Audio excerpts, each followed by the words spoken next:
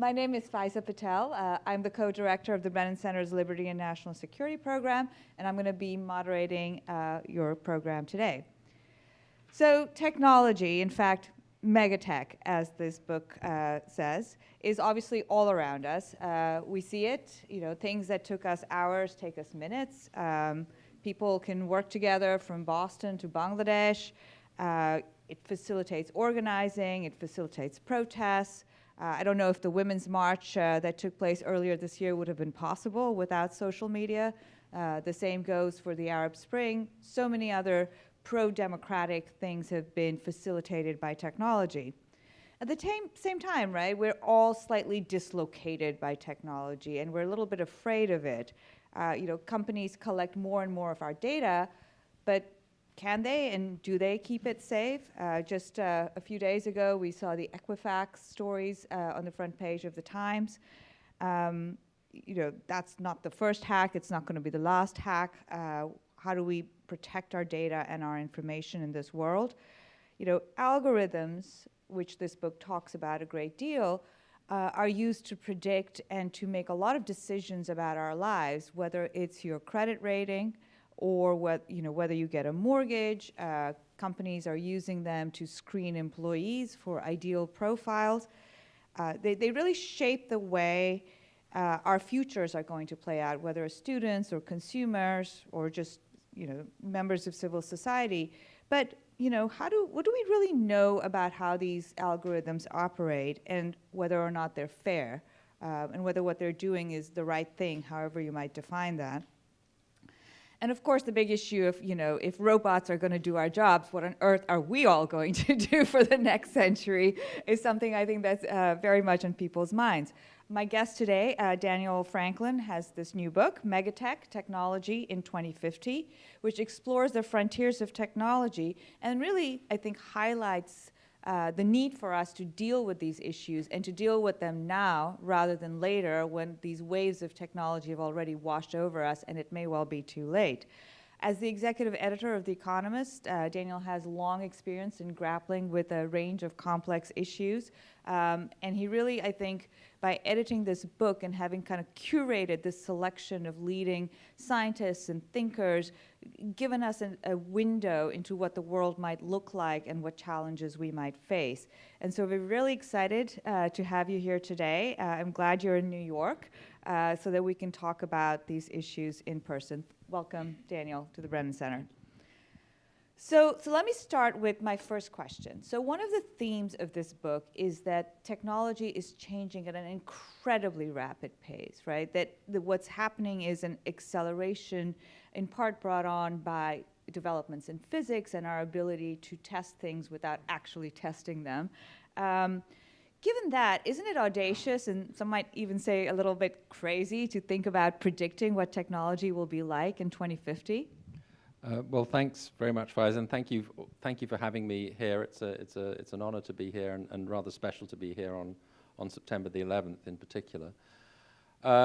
Yes, in a certain level, you're absolutely right. It is crazy to, if the exercise is to say exactly what is the world going to be like in 2050, of course we can't know that. But I think there is value in a couple of things, which is what motivated me to put this book together. The first is the value in taking, as it were, the long view, to lift one's eyes above the immediate horizon.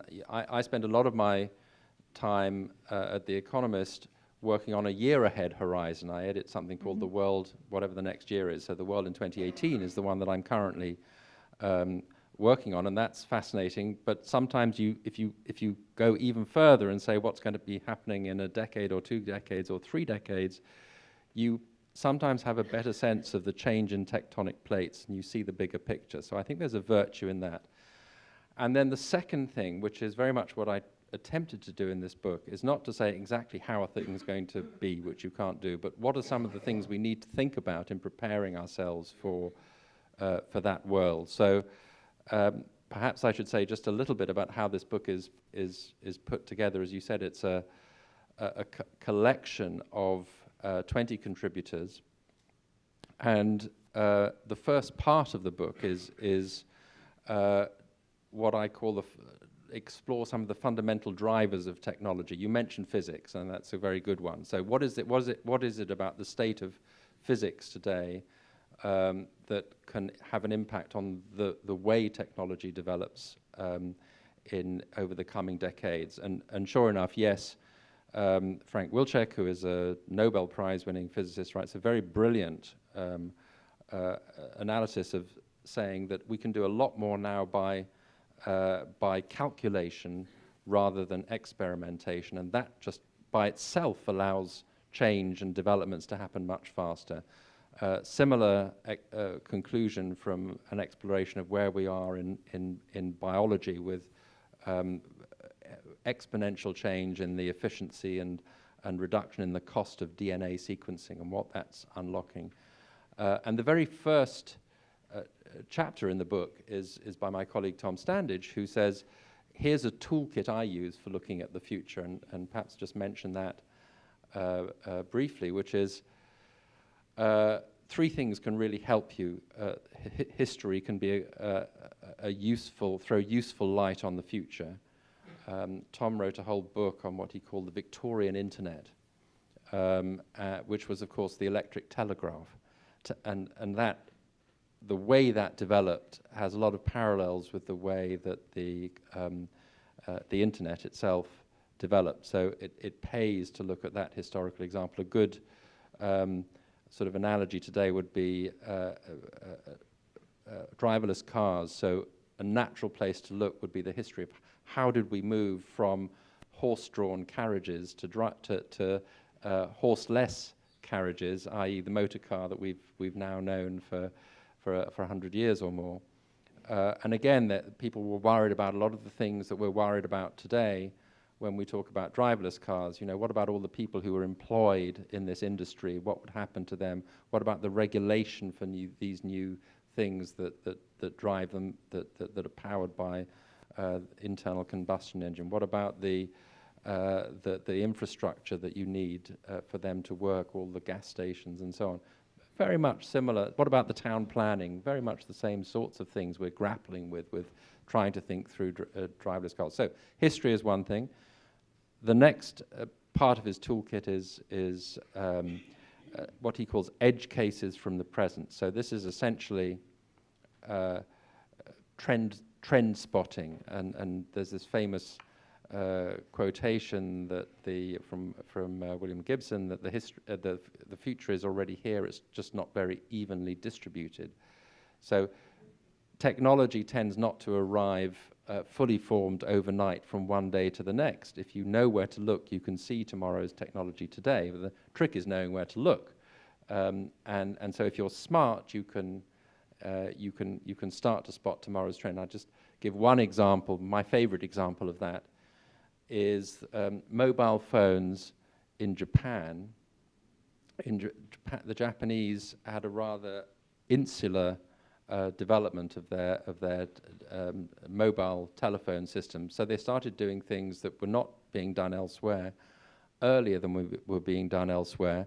And the mobile phone, they started much earlier than we did in Europe or you did in America, having all sorts of uses for the phone. And the ones who were particularly enthusiastic early users of this were young Japanese girls. So I think it was Wired magazine actually started a column called Japanese Schoolgirl Watch, with the idea being that what Japanese schoolgirls were doing today, the rest of us would be doing tomorrow. So it was a good way of seeing early use of technology. So if you can do the equivalent of that, if you can spot the sort of smart, and you often find it in rather strange places, and it's very hard to know where the right place to look is, but it certainly pays the effort. So that was the second tool in his toolkit. The third is actually science fiction, because science fiction often sort of explores to the nth degree the consequences of technology and where it can lead. So artificial intelligence is all these algorithms, very good example of that. You'll find in films now and in sci-fi books the sort of how this could all go wrong, or in some cases how it could go right, but usually you find how it can go wrong. And that's really helpful to think that through. What happens when the machines take over? What sort of governance would you have under a machine-run world? Thinking the science fiction writers can think that through more than you can if you're just got your eyes focused on the present. And it turns out that a lot of technologists are actually sci-fi fans, so they often look at the film or look at the book and then try to recreate that in real life. I think Elon Musk is one example, and I met someone in Japan just recently who'd been very inspired by Isaac Asimov, and he's a technology entrepreneur himself. So that's the toolkit, and that's a little bit the toolkit that I use in the book. We look at historical examples, we look sector by sector for edge cases from the present, and there's also even a couple of science fiction contributions. The two penultimate, two of the last chapters are actually by science fiction writers, one American, one Scottish. And in a certain sense, they're almost the most real feeling chapters in the book, even though they're fiction, because they explore the moral dimensions and the very human dimensions of the technology. So one of the things that I thought was really interesting about this book is that it actually explores developments in technology across a range of sectors, right? So usually you'll see a book that talks about one thing or the other, and what was nice was this sort of broad overview. If you were to pick one area that you thought was going to be the most beneficial to human beings across all of the things that you've looked at in this book, what would you pick? Gosh, that's a part of the problem is that when you think what are the beneficial things, it's also there's a dark side. This is very two-edged because there's usually another aspect to it. But I would say very broadly two things. One is the technology that will help feed a world of probably between 9 and 10 billion people by 2050. So that's probably the most basic thing. How does humanity keep itself going when there are so many more people on the planet? And technology is going to be a huge help in that. And the fascinating chapter on farming looks at, I suppose, two aspects of that. One is much more efficient current methods of farming, the sort of stuff that you would recognize today, but turbocharged by things like big data. So almost down to the inch what the most efficient use of a particular bit of soil is, and you can zap bugs with the help of very targeted drones and that kind of thing. But also new types of farming where you have meat that is produced from cell cultures rather than from live animals, for example. Or you have vertical farms. Forget the farmer in the field with the Wellington boots. You have indoor farming with no natural light, all artificial, no soil, just hydroponic production. Fruit, vegetables being produced very close to where most of us will be living, which is in cities. So those are quite sort of exciting visions, I think. So I think feeding ourselves is one thing, and then health, to take the other very human thing. I think enormous advances are going to be made in, for example, the battle against cancer, tackling some very, very damaging diseases. Alzheimer's, I'm sure, over this horizon will make great progress in. But again, there's dark side here because the testing of DNA and the insights that gives into what all of us are likely to develop over our lifetimes, and what you do with those data, that has big social and indeed, no doubt, legal implications as well. So data, right? I mean, a lot of this book is about data and how we're going to use data. One thing that sort of strikes me as a human being is how are we as human beings going to be able to cope with so much data? When I'm driving, I can barely keep up with the GPS and the phone and the music playing. That's like enough for my little brain to handle. I mean, if I'm a soldier, which is one of the examples, out in the field, and all of this information is being beamed to me about all of the targets who are in front of me and who they are and what they mean, all of that, are we going to be able to process all of that? Well, I guess there'll be data algorithms that will help to find the maximum amount, the optimal amount of data that you can cope with. And this is not a new problem. I mean, if you're an airline pilot and you think of the dashboard, you know, you've got masses of stuff coming at you, but obviously you don't want, the last thing you want there is overload. You want it to be absorbable, and same thing when you're, as you say, when you're driving a car. So there's clearly a danger of overload of data individually and also for society, and you can have, there's an issue obviously of the quality of the data as well, but the successful applications of the data will be precisely the ones that integrated it into a way that is very instantly usable and enables you precisely to cope with all that information in a way that you can process. So, you know, I suppose an obvious example is an internet search engine where you've got enormous amounts of data being trawled through at incredible speed, but then coming back with amazing frequency with a result that is absolutely useful for you and that helps you get at something, as you say, much faster than you could ever have dreamt of doing in the past. So we've talked a little bit generally about the book and sort of the vision that it presents for the future, and I was hoping we could spend a little time delving into some of the issues that I work at the Brennan Center. And I have to say, the freakiest thing for me is this idea that human beings are going to be sort of directly wired into the internet, right? I mean, that has to be by far the creepiest part of this idea. But what that implies, of course, as the book explores, is that in order to take advantage of something like that, in order to have all this data come at us and to be able to fully utilize it, we're also going to have to give up pretty much all of our data and our privacy as well. And the thing that strikes me is that, you know, I look at the law and technology now, and we're still struggling to figure out what the right rule should be for your tracking information that's on your iPhone. And I find it really difficult to imagine how we could possibly get ready in 30 plus years for a scenario in which our brains are wired to the internet. Yeah, well, I think that is a huge challenge. I think you're absolutely right. But it's not going to go away by saying how, you know, we can't possibly do it. I think there is an absolute leitmotif of the book, and this is not something that I ask people, these contributors, who, by the way, are about sort of half of them are colleagues from The Economist and half are people I invited from outside. A leitmotif is this struggle that regulators are going to have and lawmakers are going to have to cope with the pace of technological change. And you see that in area after area. The technology is going to be moving faster than they're going to be playing catch up with what's happening.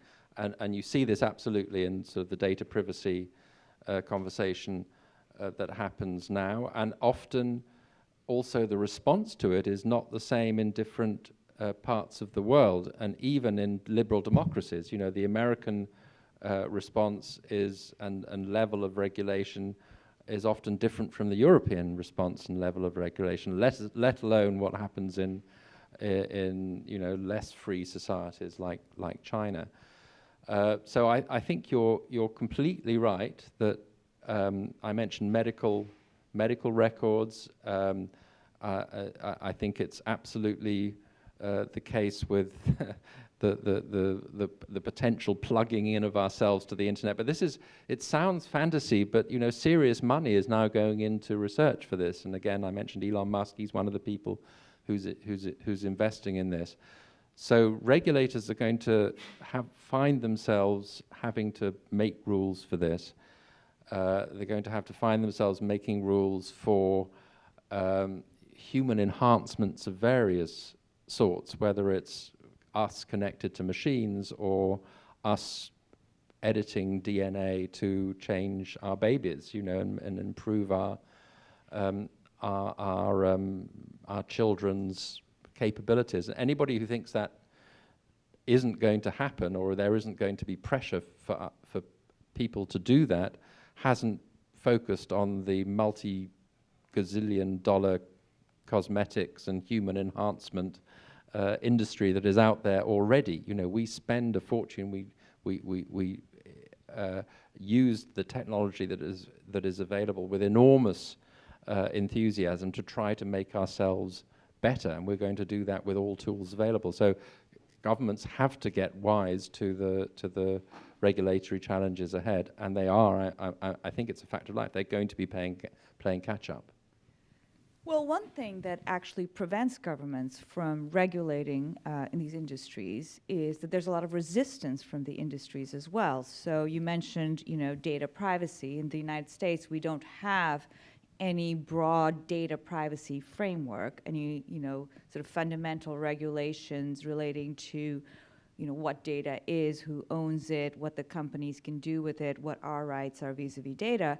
And in Europe, of course, they've had much stronger data privacy protections. But one of the reasons we don't have it here is that every major company that's involved in this says, no, no, no, we're going to deal with it ourselves. So how do we sort of deal with this sort of tradition of industry self-regulation, in a way? Voluntary codes are very popular, for example, in the United States, and this resistance to government regulation. So what is the role of corporations versus vis-a-vis governments, I guess? Well, obviously, corporations and governments, there's going to be a toing and froing between them, inevitably, and there's a role of individuals as well at a mobilization or organization level, and also at a, you know, the sum total of individual decisions, if you have a choice as to whether to make data available or not, you know, what do individuals choose to do? And there are trade-offs here. I think that's the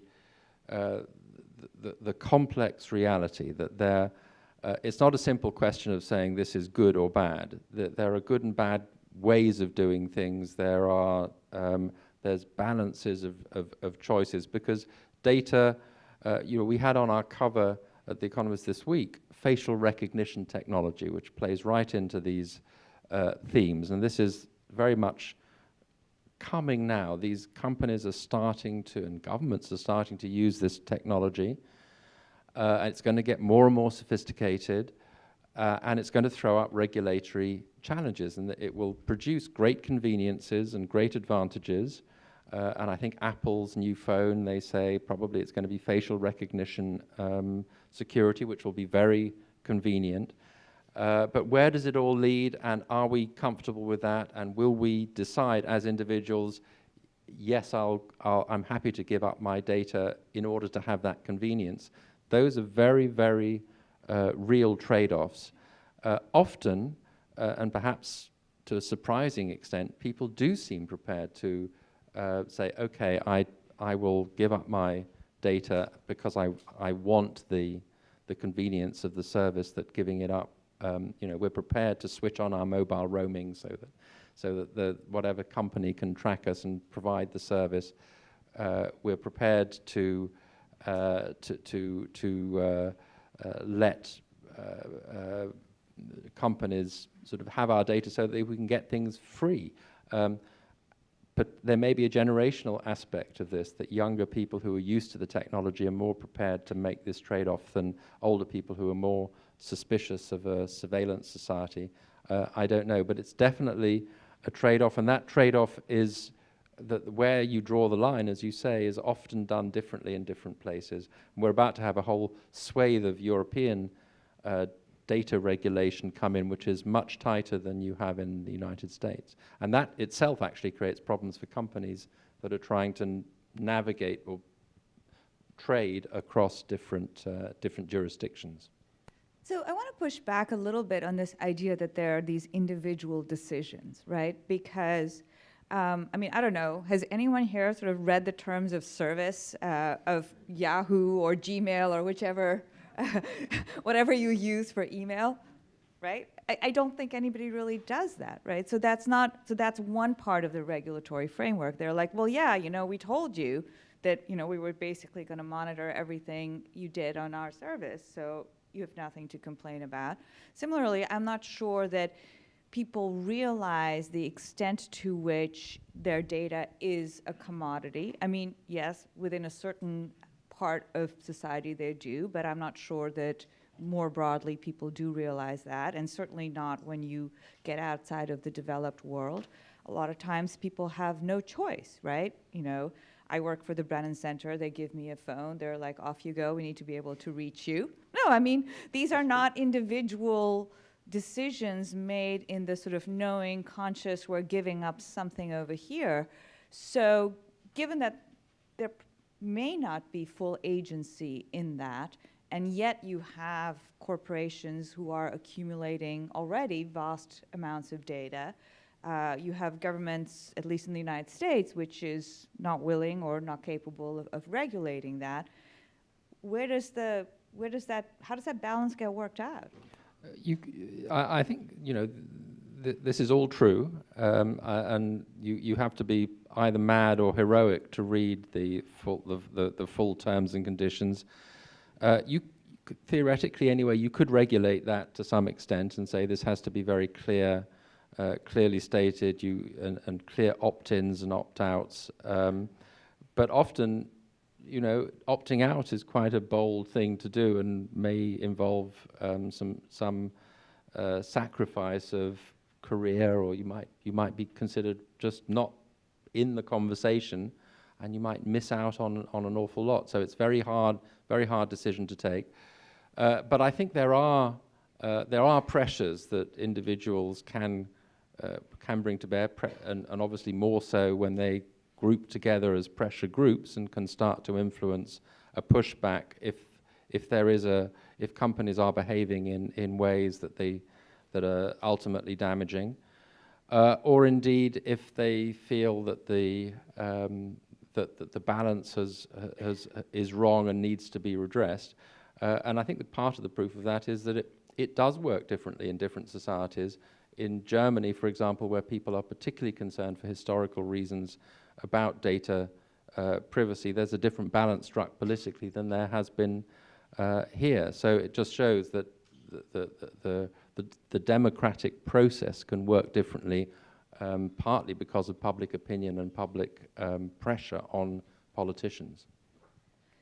What impact do you think Snowden has had on the debate around data privacy? Well, it's made people think about it, first of all. I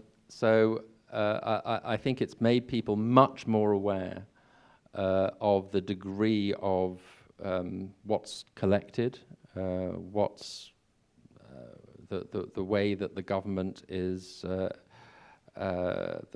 where the tentacles go, and the potential, the scale of all that. At the same time, even there, I think there are trade-offs that people are increasingly aware of. Here we are on 9/11.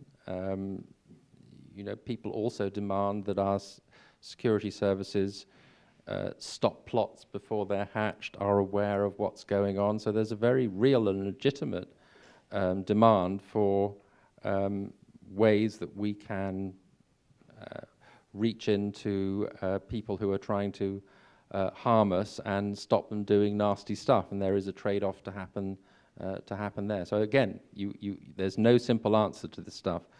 You want to preserve the maximum amount of freedom at all levels, including the freedom from being blown up.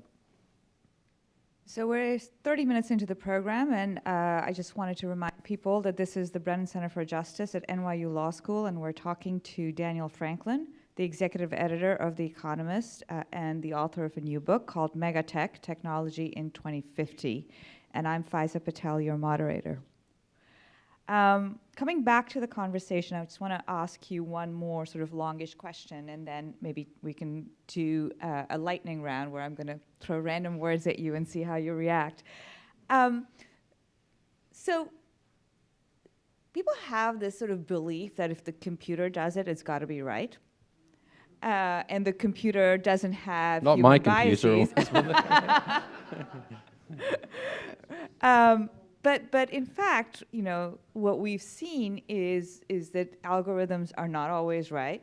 You know, Facebook very famously, I guess it was about a year ago now, took down an iconic Vietnam War photo because it had a young girl who was naked under its nudity rules. You know, algorithms are also criticized for replicating inequities in society. And the thing that I think about is, predictive policing is this like shiny new toy that a lot of people are running after. But in fact, when you look at the data that goes into predictive policing algorithms, it's often racially biased markers such as arrest rates, which we know are much higher for Black and Latino populations.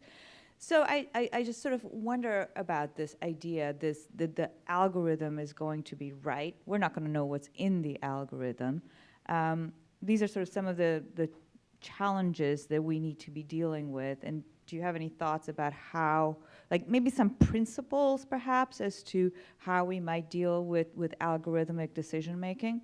Yes, well, I think you're very right to highlight the issue, and clearly, if you get bad data in, you're going to get very bad decisions out, and the way that the algorithm works could be dumb with technology. You always have to be, and actually, this is the last chapter in the book is an exploration of unintended consequences of technology, and with the best will in the world, and you can think you're creating the most beautiful algorithm, there could be unintended consequences, possibly social consequences, possibly in another area.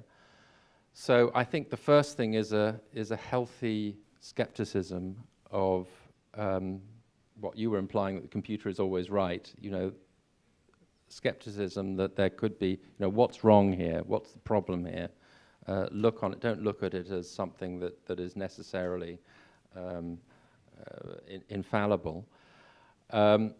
This whole issue that you mentioned of racially biased data is something that's discussed again in the context of the facial recognition piece that we have in The Economist this week. That actually the data there is primarily gathered for white people and other ethnicities. It may not be nearly as reliable, or may produce peculiar results. So you have to be very careful of that. So another principle you might apply is that this sort of thing should be submitted to independent audit from time to time. Much as you submit your accounts to audit, submit the algorithms to audit, you could imagine that there would be services cropping up in the same way that you have accounting services or government auditors to say, is this, you would need to get some sort of assessment as to the reliability of the algorithms and the data that's going into it. So I think all those sorts of precautions, and then there's the whole area of whether or not the boxes should be opened up or whether it's hidden. And one of the worries about the very rapid development, we talk mainly about democracies here, and thankfully in democracies we can raise the very real possibility of this sort of scrutiny, but perhaps a bigger worry is what happens in these sorts of domains in societies that don't have that degree of scrutiny. China is going to be very, very competitive in artificial intelligence, and the pressure to sort of open up the boxes there is perhaps not nearly as intense as it is in vigorous democracies like this one. So really very interesting questions that I guess we'll be pondering for the next 30 years at least. So I'm going to throw out a couple of words and sort of get your responses to them to just move things along a bit. Genetically modified food. Generally, I think, again, you have to be careful, you have to test and so on, but most food that we eat is in some sense genetically modified, and over the course of many years, that's the way it's developed. We're not eating the food that our distant ancestors ate. And genetic manipulation of crops to get higher yields is going to be a very important part of feeding a world of 10 billion people. So I think with proper regulation, obviously, that is an area where we should be welcoming progress, properly regulated. Okay. Killer robots? Killer robots, it's something they're going to come.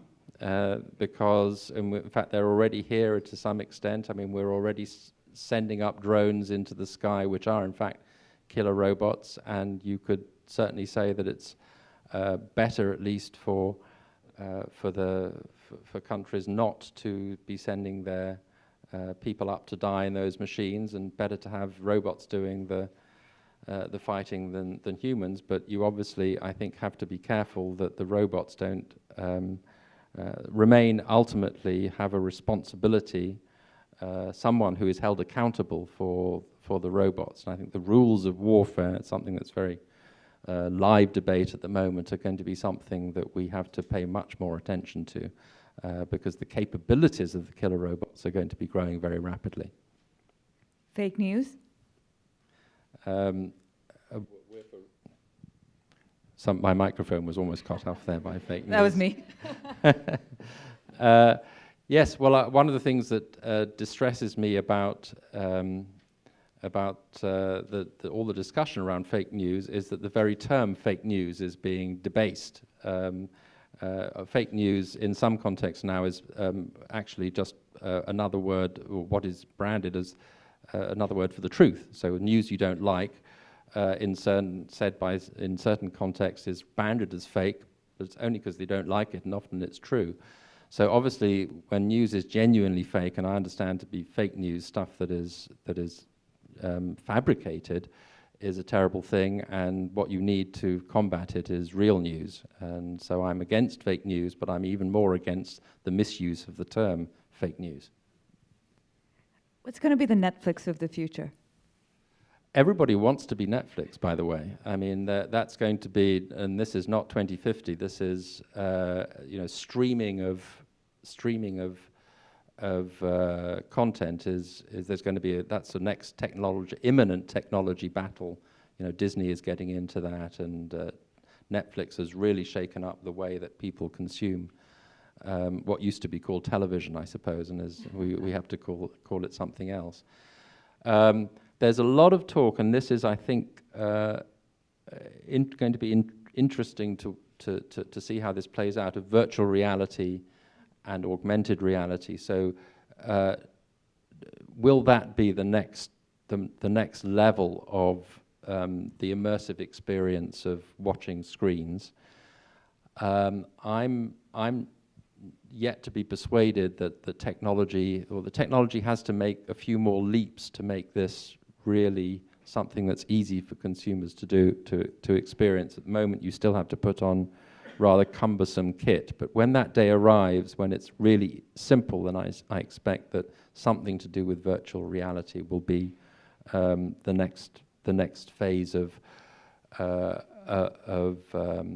Netflix, and it'll be a much more sort of immersive and customizable experience, I guess. So last one, venture capital.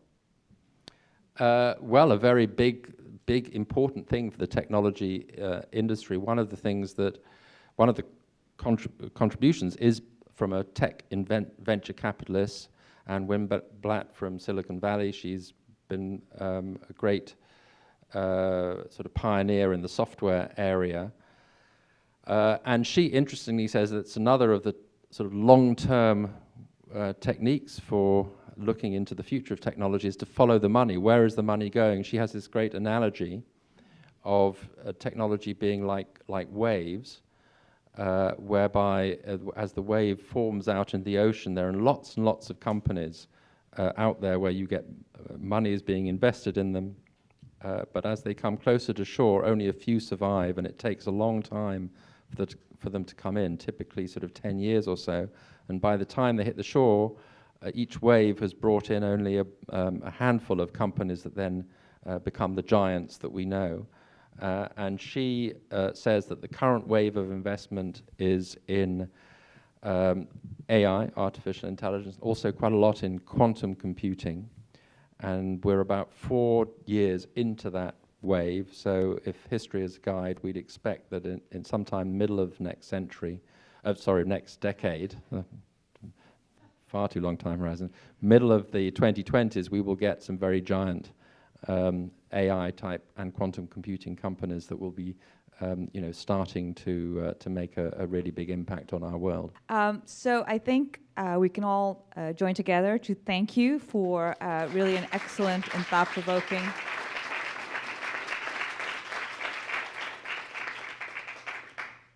and I can remind you all that if you're interested in buying a copy of this fabulous book, which I highly recommend, you can do so outside. Thank you.